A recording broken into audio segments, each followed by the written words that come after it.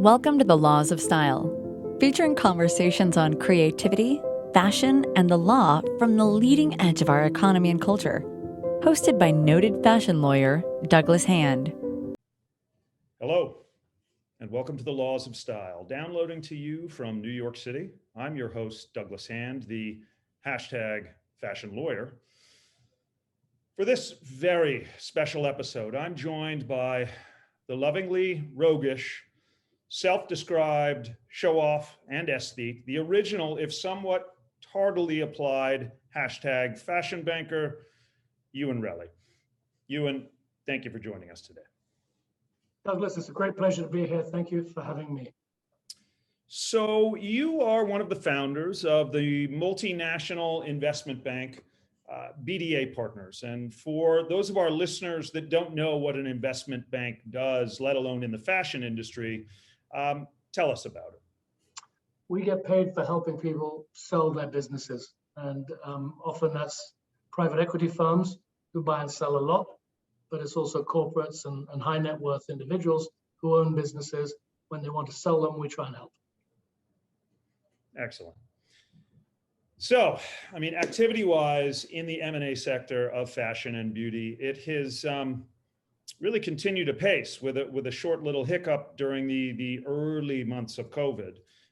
Beauty has been a very, very hot sector, but M&A activity, both large and small, is seemingly closing transactions and new transactions announced daily. What is your prognostication for the M&A market, and where do you see opportunities?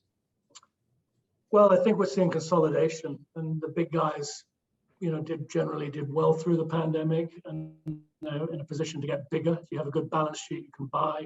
Some pretty good companies, some pretty interesting companies struggled. I think fashion, broadly speaking, is coming back into fashion as an investment category. So the apparel market is still kind of going through a pretty dramatic reconstruction, mostly because of the effects of the internet and the effect on retail, which we may discuss later. But I think there is a huge amount of interest today in finding the best brands and in adding capital to those good brands. So I see plenty of M&A activity over the next 6 or 12 months. Well, so the European big three fashion conglomerates have always been active in the sector. Over the past 5 years, we have seen two US upstarts somewhat, in Tapestry and Capri Holdings. What do you think of that portfolio company model? Is it succeeding, and is it here to stay as LVMH has closed on their Tiffany's acquisition, which is one of the biggest ones they've done in the last decade? Or is it opportunistic for private equity and other smaller players to be making acquisitions? The magic of creativity, the magic of the fashion industry is that it can work in different ways. It's been a tough industry the last few years, but as I mentioned, I think Arnault and LVMH are in a very, very strong position. But there's also always room for new guys to come through. And the internet has actually democratized the industry to some extent. So I would say the barriers to entry into the fashion world are very low. The barriers to success are rather high. So anyone can try, but really making a living from it is not a straightforward endeavor. Yeah, well, let's maybe focus on that a little bit. I like the way you put it, that barriers to entry are low. You can, with perhaps the oomph of your own influencer capability as a designer, or if you happen to have a few fashion or model friends, you can become a global brand, right? Still today, and maybe even easier than in the 90s and early aughts, where you had to have Bergdorf's or Barney's, when it still existed, place an order. Now today, you can just throw a website up and you can have your wares out, just much like at a swap meet in the back of your car. That being said, doing well and staying, the cost of customer acquisition in the D2C model has escalated so quickly. The price of key search terms and just basically getting eyeballs on the product has never been more expensive online. So do you think it's sort of a false hope, a rainbow that leads to a cliff versus a pot of gold? What would you advise those startup companies that see early traction because they have some low hanging fruit in 100,000 followers, but can't really scale? So we are in a democratized world, and I agree. Getting online is easier than it's ever been. But the first thing I try and discern when I meet new market entrants all the time, same as you, Douglas. People come to me and say, "I'm starting a line. Can you help me? Can you give me any advice?" And the most obvious advice is, it's not for the faint-hearted. Only do it if you're absolutely driven and determined. So I want to see passion before anything else. I also want to see a unique point of view. And if somebody's referring to other brands that they want to emulate, that's discouraging to me. I want people who have something really, really novel. And that's, again, a very, very difficult thing to do because fashion is circular by definition. And designers are always plucking ideas from the past, plucking ideas from other designers. But you need to have a unique way of marketing yourself today. And I think being driven and distinct are the two key determinants for success. Well, as advisors in the same industry, I think we know that some of our contemporaries on the advisory side, some of the bankers that you came up with, some of the lawyers that I came up with, refer to the industry and think of it as so glamorous, yes. Right? And it can be. You and I have rubbed knees at front row seats in fashion shows, and that can be fantastic. But it's a rare occurrence. Most of the time, apparel and accessories production is a rough business, rough and tumble business.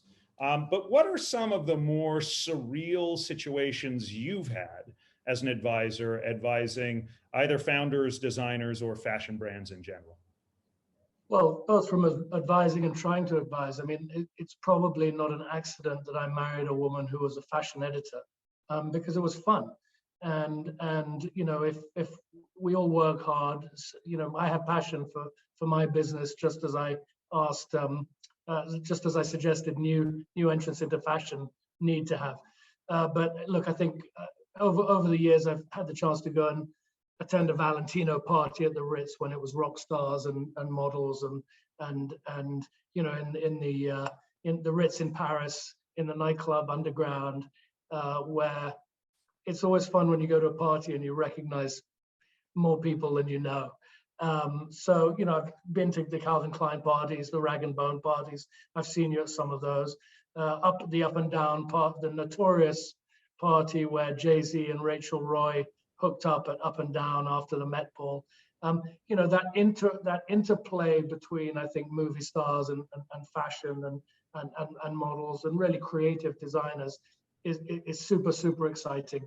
And it certainly makes work more fun if you're surrounded by beauty and talent. So at BDA, as you are grooming your younger bankers or even scouring business schools for your next crop of first years, what type of a skill set are you looking for, given that you occupy a more unique space dealing with creatives as much as you deal with finance types? Well, I think maybe as an entrepreneur, I was different to typical people setting up an investment bank. I'm 53 years old. I set up BDA 25 years ago this year. So I was in my late 20s when I tried setting up an investment bank. And my former co-workers from investment banking in the UK were somewhat disdainful of the idea that I would build an investment bank. But I think I saw the democratization coming. I thought it was inevitable in our industry. And again, I keep referring to the internet, but the internet's a huge part of it because now the rules are blurred by definition. So even when we started BDA, we were looking for kids out of Ivy League schools with a great education. And now we are quite conscious, I hope not jumping on the bandwagon of diversity, but actually quite conscious of the benefit of having different types of people working for us. So I like having a few, what you might in shorthand call rich kids around, people who grew up with privilege and were well taught and look polished and act the part. But equally, it's very important for us to have a few scruffy guys who don't have those attributes and don't have that privilege and upbringing, who can challenge the really polished guys, men and women in our company. And so we want men and women, we want gay people, we want straight people, we want people from different religions. And although we're a liberal organization, actually, I quite like, and not everybody in the top of my firm agrees with me on this, but I quite like to have some more conservative people as well. Even though instinctively I'm pretty liberal, I think I want diversity in every area, including political viewpoint. And I think that makes for a richer organization. So my advice to the young men and women, actually, I sat down with 4 new summer interns this morning at the office, and I told them, learn from me, be a sponge, learn from everybody that you can in the organization. You learn through osmosis, but learn from each other as well. And I think the role of young people in business has changed quite dramatically over the last 3 or 4 years. And sometimes we talk about entitled millennials, but I think that doesn't explain the story fully. I think the story is that we've learned to listen and riff off each other, intergenerational, apart from everything else. Yeah. Well, certainly ageism has been something at work in both investment banking and law. And there's good data on, having done it longer means what you're doing, but by the same token, with so much shifting, particularly in fashion and retail, it is good to have those young minds and diverse minds, on your staff. Well, so as a bank focused primarily on Asia, I know you do global deals, but let's pivot a little bit and talk about some of the current issues around AAPI hate, candidly, hate crimes. Sort of the pinning of a lot of the recent incidents around COVID, when I think you well know a lot of this sentiment was around well before there was a disease that our former president pegged to China. So what has BDA done in that regard, in terms of just, talking to your workforce or outward reaching to organizations that you represent?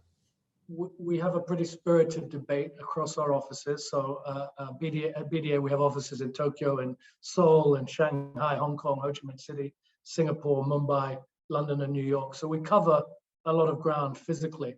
And we have pretty spirited debates all the time.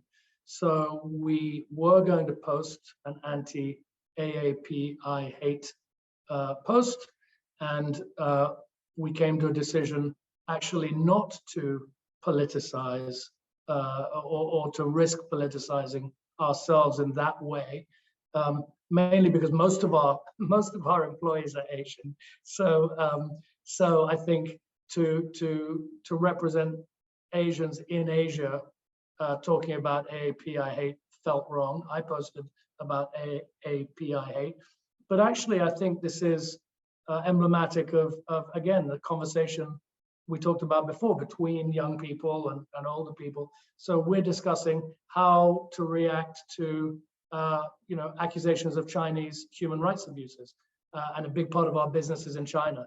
We're talking about how to discuss the evolution of views about gender and sexuality, and so it's very difficult, I think, as an organization.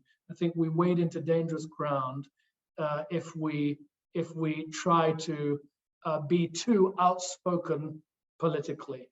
And I think we try and start with the viewpoint that we are understanding. We come at business from a humanist, reasonably decent value standpoint, but then we try not to preach to our clients or to our employees or to ourselves. So it's a very difficult balance to get right. Of course, I'm very sensitive about abuse, but I'm optimistic, actually, again, that I say this all the time, it's a refrain that's boring to my colleagues now. as a 53-year-old, I'm learning from 30-year-olds all the time. And the 30-year-olds who work for us actually are incredibly important in terms of commercial acumen. They talk to me about why, fast fashion is controversial, why we have to reduce waste, why we have to be, give back to the communities in which we operate. And I'm learning from those people. And I think it's a debate that we try to advance sensibly internally. One key one for us is, I'm an investment banker. I'm afraid if anyone goes and looks at our website, you'll see that most of the senior people in our organization are men. We're 50% women through the firm, but the women are disproportionately junior in our organization. So we're having a difficult challenge, frankly, to figure out how to increase the representation of women at our managing director level and partner level. And we're not unique in that. Every investment bank in the world now wants to have more senior women. So it's a great time to become an investment banker if you are a woman. But these things aren't easy, and I don't pretend to have the answers. Well, it's interesting. I had Vanessa Barboni, who left Morgan Stanley, I think it was, as an MD to start her own sustainable line of women's wear. And we didn't touch on, what the pay scale is as founder of a sustainable brand and B Corp versus what she could be making, as an MD at Morgan Stanley. And I'm sure they were sad to see her go as a very intelligent and capable person. But let's touch on that sustainability point, because I think it's interesting that your 30-somethings are being mindful of that. I assume they're making the business case for it, in addition to just the ethical case for it. Can you speak to that? Do you have, groups of money that are actually looking either at, we need to be investing in B Corps, we have a certain score that we need as a hedge fund or, family office to achieve, elements of diversity and eco-consciousness in our investments? Is that something that is really crystallized to the point of scoring, or is it still, we're going to make one big splashy PC investment and we're going to hope for the best on the rest? No, it's surprising to me to see, and as you mentioned, we work a lot in Asia, where frankly these issues I would have thought are less advanced. There's been less progress. But for example, Korean companies today, we have a very strong practice in Korea. We've recently consummated a bunch of multi-$100-million deals in Korea, and the single number one criterion for Korean private equity firms today is what they broadly call ESG, and that means environmental, sustainable, good governance type businesses. It doesn't have to be B Corps, but companies are much more attractive to investors now. This isn't, greenwashing, green mailing, trying to make the management team feel good about themselves. There is a commercial prerogative on being, on doing good for the world. And when, maybe there's a way of looking at it like this. In the old days, the stakeholders were the owners. And then gradually over the last 20 years, the stakeholders have come to include the employees and the customers, perceived stakeholders in corporate activity. Nowadays, the world is a stakeholder and the broader community is a stakeholder. And again, when we see the biggest private equity firms in the world start to really focus more on whether the companies they employ in do good or bad. Part of that is the result of pressure from the popular press. The popular press loves a story of corporate abuse, big corporate abuse, and companies are smart enough to know that they should try and avoid that. But it's gone further than that. Your customers, people making products and services, want their customers to become loyal, passionate community members. A customer is not just someone who buys something once. A customer is someone who buys into emotionally subscribes to your brand and wants to come and buy again and again from it. And if you can tell them a story, take Everlane in the in the apparel industry, Everlane did something very clever, which is to push transparency. They're selling fairly basic clothes, fairly under-designed, fairly simple product, but by a conscious effort to be radically transparent in the way they source their clothes, they've generated huge brand loyalty, huge customer interest by saying, we're going to tell you where the factory is that made the product, how much we paid to that factory, and wherever possible, how much the factory paid its employees. And you may not always like the answer, but we're trying to give you a sense that when you buy a cotton jacket from our company for $100, you know what happens to that $100 and what it means for the broader world in which we live. And that's something which is exciting to me. And I think it's gone from being, a good gimmick to absolutely prerequisite for corporate success in the future. Yeah.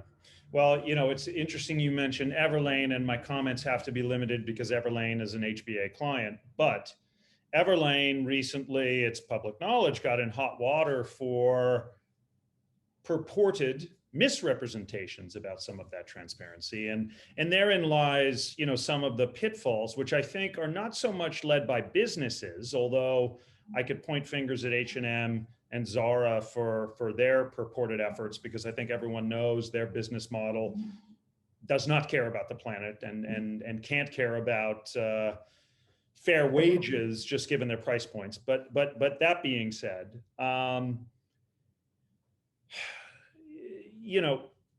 the system, governments need to step up and establish clear disclosure obligations, because right now we have a morass. Fashion brands are inherently global, not only in their production, but in, their consumers. If you even become a small brand, you are online and you are global and selling in your core market, but far afield.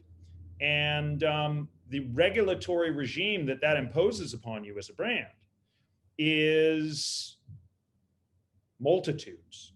And so, I'll have small clients coming to me and saying, well, we want to run this, we want to give back a certain amount of money to workers in India. And a lot of our sales are in Spain and Italy. And I will inform them, unfortunately, we're going to have to get Spanish and Italian counsel on, and we're going to have to understand the actual cause marketing elements in India. And everything becomes cost prohibitive to do a thing that should be simple, but without coordinated effort, it becomes difficult. So do you see that as a challenge for small businesses, ironically in some way, to scale in a regime where disclosure is mandated across different legal jurisdictions, and compliance with those legal jurisdictions? Who can afford to do that but the large corporations? Look, I think running a multinational business is really difficult. And full disclosure, you've been BDA's lawyer for a long time. You've done a great job with helping us on a lot of these issues. I think compliance requirements are getting harder, and having not to push the HBA story too hard, but having a good lawyer is absolutely vital. Having said that, I think companies can still do stuff. So we had a common voice. A bunch of our young men and women who worked at BDA said we need to do something about India a month ago because COVID was so bad. And we literally, this isn't a huge, I'm not showing off about it. Actually, we again had a debate as to whether or how to publicize it afterwards. But we basically had a whip round and said, who wants to give money to charity? BDA will, match it up to a certain point. And we raised, over the course of 3 days, we raised $50,000 to donate to Indian COVID charities. And I think, again, that wasn't something that we tried to do with a corporate purpose in mind. It was something that evolved quite organically. One employee said, I think we should do something. 3 other employees said, I agree. We got together and said, if the young men and women of our company want to raise $25,000, let's match that from our corporate bank account. It was a pretty straightforward thing. It won't change the world, but it's a way that actually and it won't improve our reputation, and no one's going to hire us as a result of it. But it's a way that the young men and women who work for BDA actually somehow feel a sense of belonging amongst us as a group. And we have an IT guy who's an Indian IT guy in London who lost a bunch of family members to COVID. It meant a lot to him that we made this small gesture as a group. It meant a lot to our Mumbai office. So I think there are challenges. And I understand Everlane quite rightly was criticized for, I'm sorry to say that, if they exaggerated claims or misrepresented. But the fact, again, I come back to this point, the fact that the broader environment in which we operate is demanding that we think about these things, that we try to be better. You're not going to click your fingers and everybody's going to be a perfect corporate citizen, a perfect global citizen tomorrow. But the fact that, busy people like me running through my life, trying to make a buck and have some fun and bring up a family, that I'm being encouraged or forced to think about these issues has to be good at the margin. And so I think we're headed in the right direction. Let us do a full 180 and talk about, life at BDA, life at HBA, life for the service professional these days, amidst what was already becoming a casualized business environment. Now, all of a sudden, for at least 12 months, and we'll talk about where your BDA bankers are working from these days, but, kind of a from the waist up all of a sudden and from home. So further kind of leaning into dressing for comfort. How are BDA bankers dressing today? Is there a dress code, a suggested dress presentation? And how do you see it impacting the fashion industry? Well, it's been very dramatic. To answer your final question first, it's been very dramatic for the apparel industry globally. We know that, this joked about idea, casual Fridays, has become casual every day, right? So I think if you're, a suit maker, if you're Brioni, if you're one of the brands that relies on suits, you have to try and figure out what there is, how you can speak to an audience that bluntly isn't going to wear as many suits. I have a cupboard next door in my bedroom, which has 35 suits hanging in it. And a few years ago, I would wear all of those suits. I would often wear 2 different suits a day. I'd wear one suit to go to the office and another suit to go out to dinner. Bluntly, I'm wearing fewer suits than I used to. I love your law in the laws of style. I love the idea that the bankers or lawyers should dress better, by which I think you mean more professionally and by definition a little more formally than our clients, because our job is to be, we're paid for advice more than anything else, and you need the authority that comes from presenting yourself in a respectable way. I love uniforms. I love Tom Brown, who said he wanted his customers to look like 1950s airline pilots. I love the idea that we're dressing in a way that is a coded way of expressing authority and respect and respectability. Years ago, I was asked to participate as a 20-year-old in an article in the Evening Standard in London, and it was about results wear. What do you wear when you want to get lucky on a date?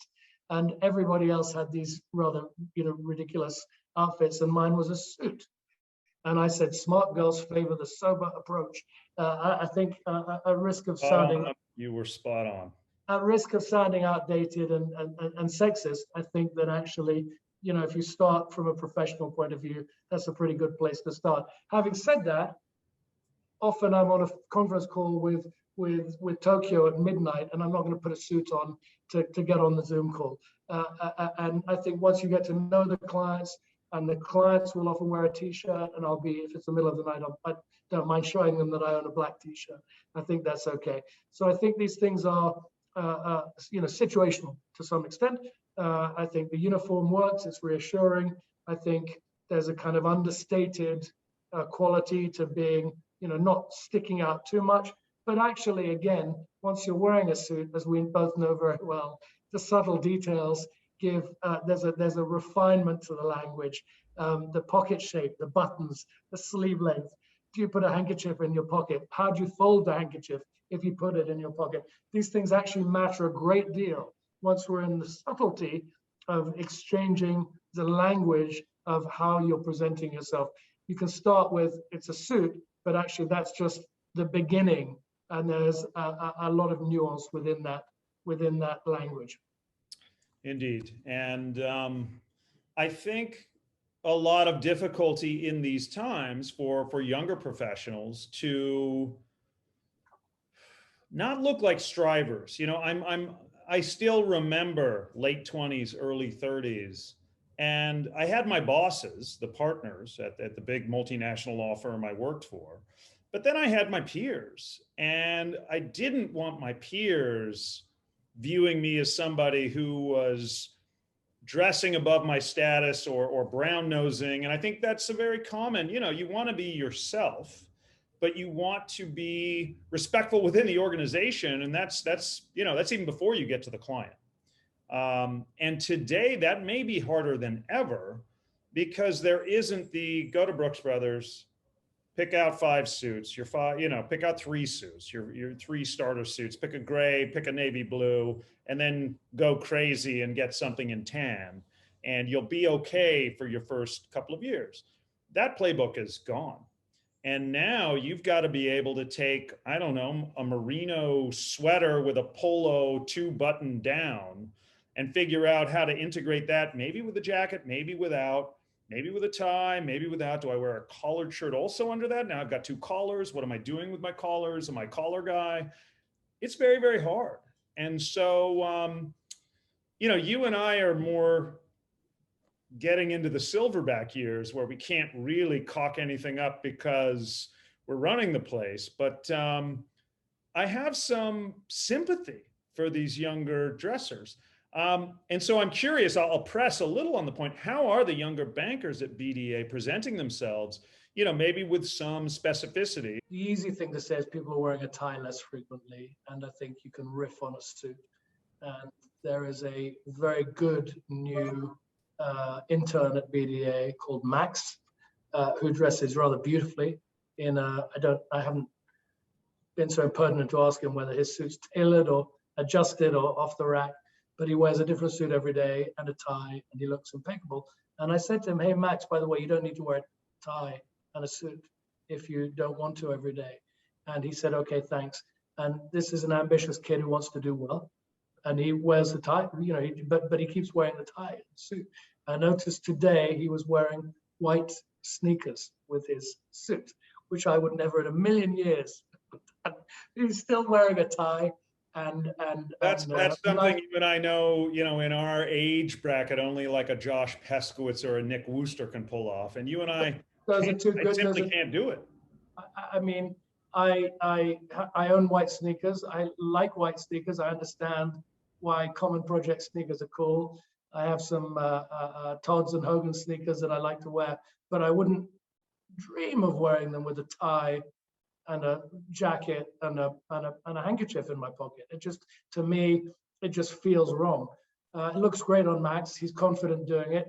He thinks he's dressing down. He heard my message to him that, or maybe he didn't, maybe he heard the message that you told yourself. He didn't want to try too hard and be over striving compared to the other young men and women who, by the way, the first couple of weeks, the interns will never wear a polo shirt. They'll wear a collared shirt. They look like a Brooks Brothers ad.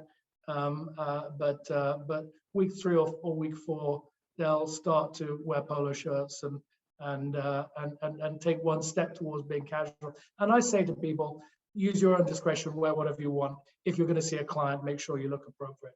And I don't need to dictate. By the way, I was dictated to much more when I started my career. Famously, Cazenove in London, if an interview candidate showed up wearing a slip-on black shoes, dark dress shoes, if they didn't have laces in, you wouldn't get a job. And that was a kind of secret code that even at the time people thought was ridiculous.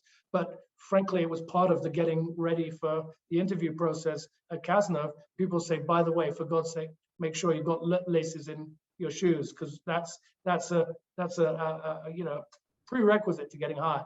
Yeah. I think that the rules are being blurred a bit. It used to be, when I started at Schroeder's in 1990, you put your jacket on if you're going to the bathroom. So I could be dressed as I am now at my desk.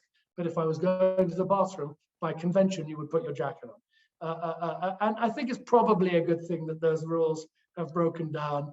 But I think you can still project yourself with dignity. And I remember my dad saying to me, not totally related, but I think relevant, if you have clean shoes and clean fingernails, it won't ensure that you're successful in life, but it's probably going to help. And just that sense of taking a bit of care about the way, because again, it's shorthand. You know, as a young person in an ambitious organization, you have the choice as to whether you want to seem like you care or not. And I think making a bit of effort goes a long way, at least in professional services. It brings up an interesting notion of the other side of that coin, which is fraught with potential peril, which is certain items of dress. And because I'm talking really the last 100 years or so, I'm mainly talking about menswear, but it applies to women's wear as well. But those elements that are charged with legacy and entitlement. And so, you know, I'm kind of talking about those patriarchal vestiges, like a contrast collar shirt and French cuffs, right? Or suspenders, or the bow tie, you know, and that's something that an old guard, of which you and I are kind of becoming, can cling to out of an adherence to a self-serving tradition that their God-given right to dress that way is theirs and theirs alone. And woe be the junior who tries to put themselves forward in that way, because it's actually trying to elevate yourself before your time. Is that something in the culture of BDA? And I encourage you to speak candidly, because I know you're not one of these old guard types, but do you feel there are elements of that still may persist? And again, you and I started at larger organizations where things like this were actually quite common. We used to, certainly in the Cazenove days in London, people would sneer about the wrong shoes, and, you know, rules are different on different sides of the Atlantic. So, you know, in England, you wouldn't wear brown shoes in the city with a suit. You would only wear brown shoes in the countryside. And that was a pretty strict, socially, it was snobbery, it's pure and simple snobbery. And again, those things are breaking down, and woe betide, frankly, the organization that's still going to not give you a job if you don't have laces on your shoes. I think those things have changed. Actually, you can make the counter argument, and I'm going to talk about like Gatsby, right? Maybe the uniform allows somebody to play the role, to play the part, and to reinvent himself, okay, as part of the establishment. Well, and I want to encourage you in that way. You know, there are brands that you and I know, like Rowing Blazers, yeah, or like 90s and aughts Tommy Hilfiger, where in a way they were kind of riffing on this sense of legacy and entitlement, and it was appropriated, whether it was ironically or genuinely, but with a pivot, right, with a slant that allowed the wearer to be making a statement. So, you know, what do you think about that? And do you think it's workplace appropriate? Because, you know, some of this stuff is workwear. Joey Goodwin had a brand which was very pioneering. It was tiny, it didn't get a lot of attention, but I loved it. And I might have been a spokesman or a model or an ambassador or all three of those things for them. It was called Unruly Air. And it was prep punk. It was a very early attempt at deliberately taking those preppy, waspy, iconography, excuse me, and subverting it in a very irreverent, edgy way. And we've all seen, you know, the brands that put stripes where they shouldn't be, or look. I think that's absolutely the fun of it. I'll tell you, I'll give you a topical example. Brooks Brothers hired Michael Bastian as creative director, and he's absolutely taking vintage prep and elevating vintage prep and really very, very respectful of those traditions of herringbone tweeds and seersucker, but actually infusing, just the way that Joey Goodwin did 20 years ago, infusing a punk sensibility onto those. And so maybe, Tom Brown did it too with suits, that you shorten the trousers, that you're almost, taking the piss out of yourself. Your trousers are so short. You're almost teasing yourself. It's gone beyond a subtle nod into some sort of a parody almost. And that to me, that's the fun of creativity. And, to what extent people can and maybe should and do look at Tom Brown's clothes and say they're ridiculous, they're embarrassing. It's up to you. It's how courageous do you want to be? How much are you prepared to play with those traditions? And I think I think that's the fun of life. And maybe Lucy always quotes, I guess it was Woody Allen, rather. I'm not sure you're still allowed to quote Woody Allen, but I think he had this great line, which is, the only thing that matters is authenticity. If you can fake that, you're going to go a long way. So Cucinelli. Okay, I think I was thinking before this about which brands I wanted to talk about. There's something about Cucinelli, about the man, about the style that he embodies, and about the way that I've met him a couple of times. I don't know him. He's not a client. But if you offered me the chance to have lunch for an hour, and it was a sandwich lunch in a marketplace in whichever village he lives in Italy, I would cancel my week of meetings and jump on a plane just to go and do that with him. There's something about that. And I don't know if this makes any sense at all, but there's a relaxed formality to the way he, if you wear clothes that are that beautiful and that assured, you can wear them in a very loose, light way, so that you're wearing the clothes, not the other way around. Yeah. And I want to live his life. I want to be Bruno Cucinelli, and that's why, on occasions I've bought a sweater that doesn't look very different from a sweater that I could buy somewhere else for $100 or $150. I paid $850 to buy one from Cucinelli because I'm just buying in. But back to some of our earlier conversation on the business of fashion. I mean, Cucinelli single-handedly is keeping certain villages in Italy, and one in particular that he almost runs like a theme park, but he's not being Disney about it, to maintain the integrity of Italian craftsmanship, which is expensive.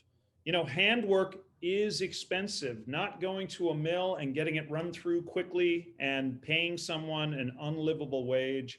Cucinelli is completely against that. And you and I if I could outfit my life in Cucinelli and afford that, I would, because it is carefree style, but it's reverent and it's beautiful.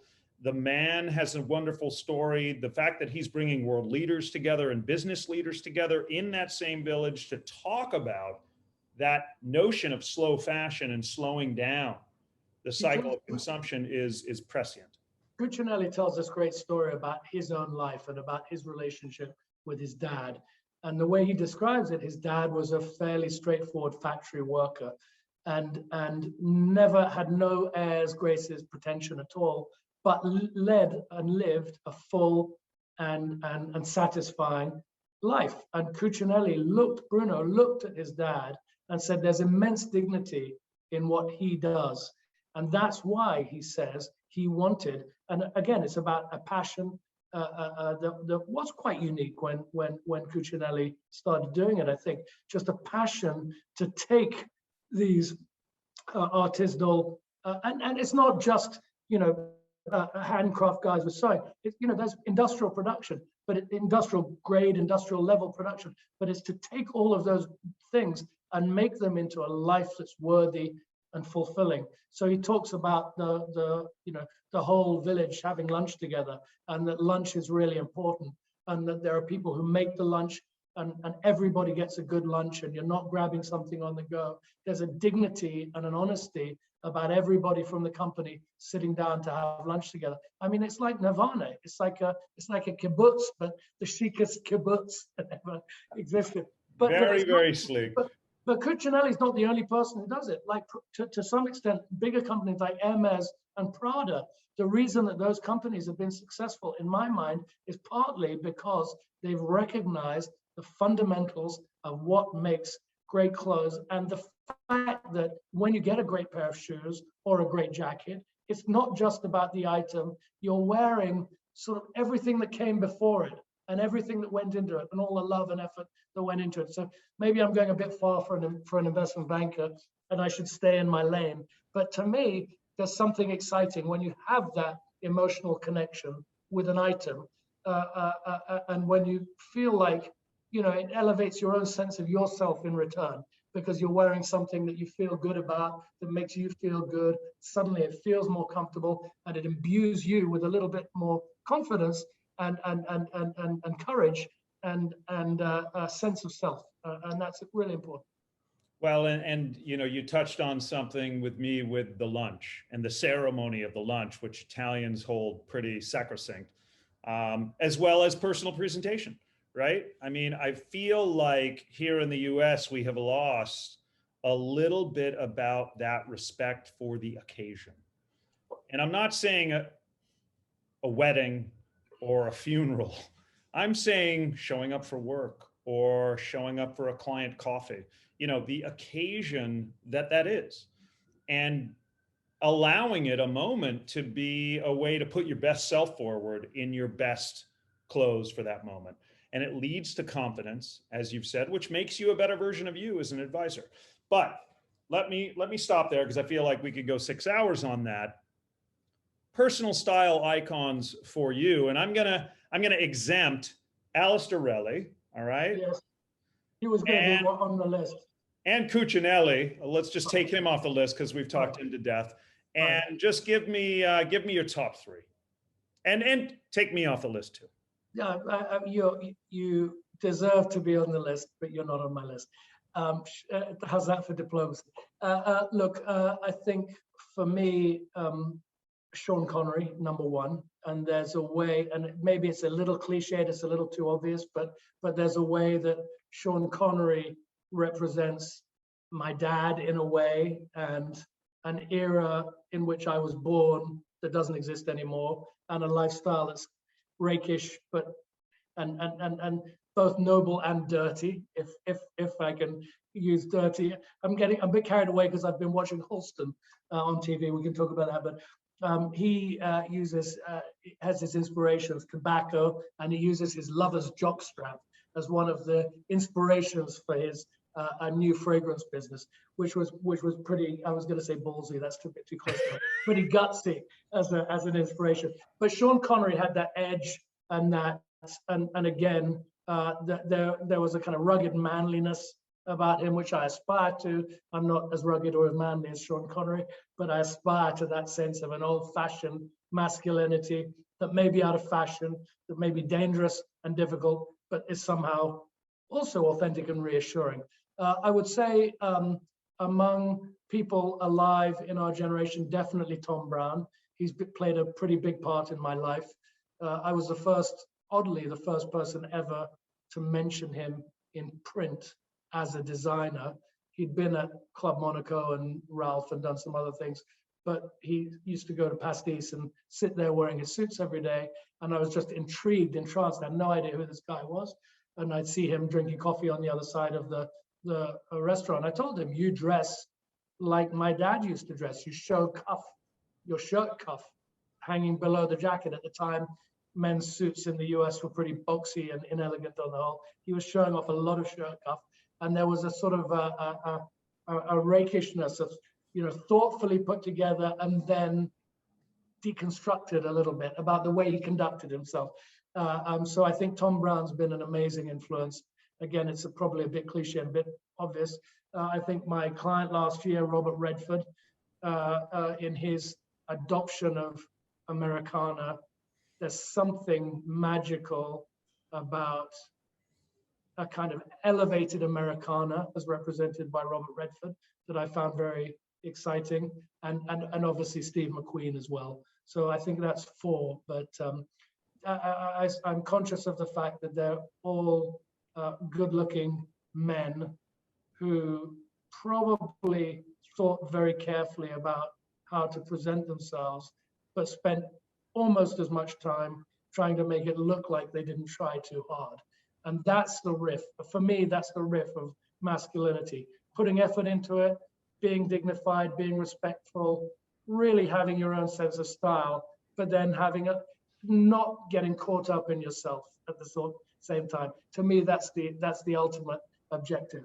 Well, but I think, and I think you've nailed that. And I'm not sure if it was, I'm not sure which guest of mine it was, but it was really the point being put in the work and then go to your closet and don't think and simply, you've put the work in. It's the same when you were in school, right before an exam. You put the work in and then you marched into the exam with confidence and didn't worry about it. That was your best approach.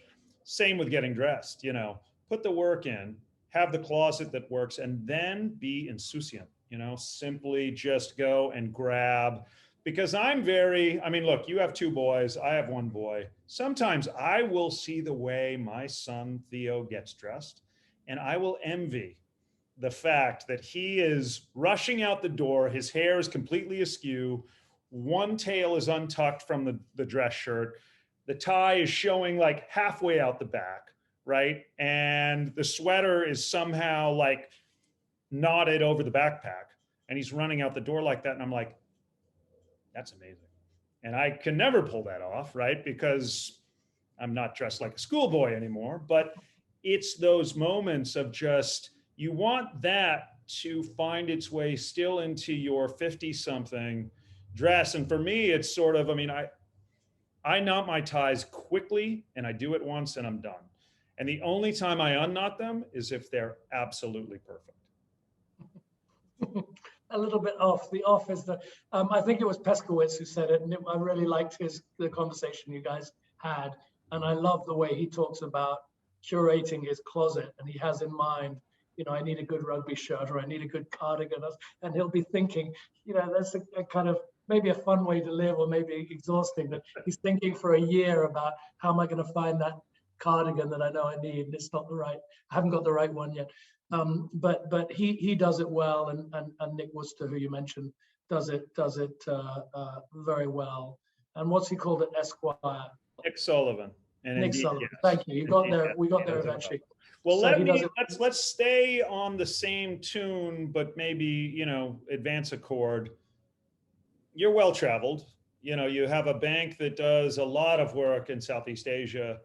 You're English, obviously. You are one of the most New Yorkers that I know, despite that fact. What 2 cities would you name as the avatars of style? Places that I feel most inspired when I'm there are Milan and Tokyo. And I think they actually riff off each other, funny enough. I think Japan is an island nation, a bit like the UK, which either affords you the right or inevitably makes you quirky by being an island race, but it also makes you hungry for life beyond the island. And I think that's maybe, I don't know if I've explained it in a coherent way, but that's why, to me, Japan really takes things from other countries and makes them so perfect. And I love this notion. When I first went to Tokyo 30 years ago, I remember seeing a fruit stand in Shinjuku, and it's selling melons. It's got 5 racks of melons, and the melons all look the same. And the one on the bottom rack is 30 yen. It's like 30 cents or something. And then it goes up double the price, triple the price, quintuple the price, 30 times the price. And it's about how perfectly round the melon is. So he's selling a bunch of melons, but they're at radically different prices depending on how perfect a specimen they are. And I remember being a little freaked out and thinking that's a dumb way of doing business. But actually then gradually over time, going back to that experience in my life and thinking, actually, maybe there's some sense in that. That it's about caring about something that's really great. But again, equally in Japan, They have this wabi-sabi style, this notion of if you break something and it has age and you put it back together, that's another form of perfection. So I think the kind of refined aesthetics of Japan, to me, are absolutely fascinating. And the fact that they can, I think of Japan as like the national embodiment of what Supreme, the brand Supreme is. This idea that, you can take anything, it can be a brick or a skateboard or a puffer jacket, and try and find the quintessential one, or try to take an example. So I love Tokyo. I'm visually inspired, and the food's great too. But I'm visually inspired by being in Tokyo. And I think in Milan it's really about menswear for me, and it's about that thing of taking the suit to its logical conclusion. And there isn't one Milanese style. You don't see one guy, you don't see everyone in Milan, oh, they all look the same. People are doing it in all kinds of different ways, some irreverent ways, some hyper formal ways, some very, very understated gray and white ways. But there's something about the fact, it's fit. To me, personally to me, fit is more important even than fabric. If you can get something that fits great and that's really just your piece, your suit, your tie, your shirt, that's just a magical experience. And I think the Italians really clearly, it's like a city full of Steve McQueens. They're all thinking about it, but not too hard. Yeah. No, I distinctly remember in that prior life at a large law firm where I was fiat's counsel, and they would always send a driver to pick me up at the Milan airport to take me to Turin.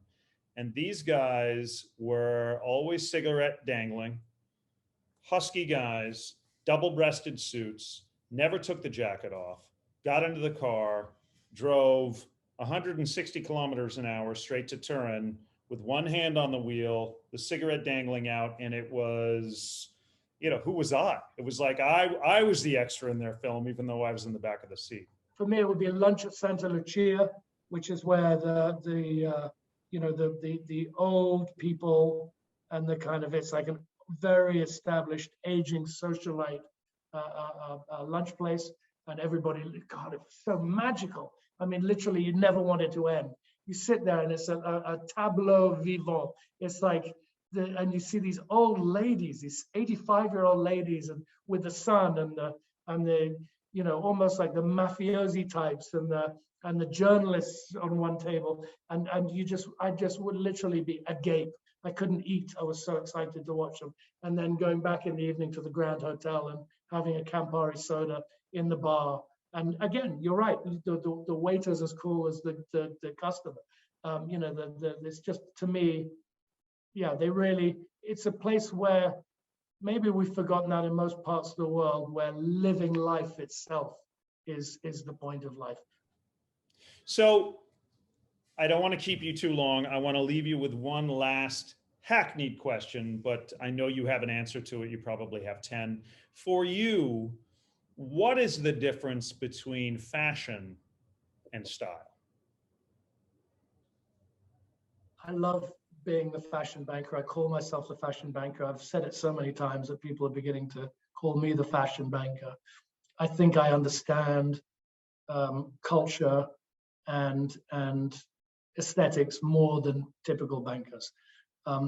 Having said that, I don't like fashion for fashion's sake. I think fashion is a transient thing, and I think maybe it's a good way to make a living if you can do it well. But to me, style is something permanent. Fashion is passing, style is permanent.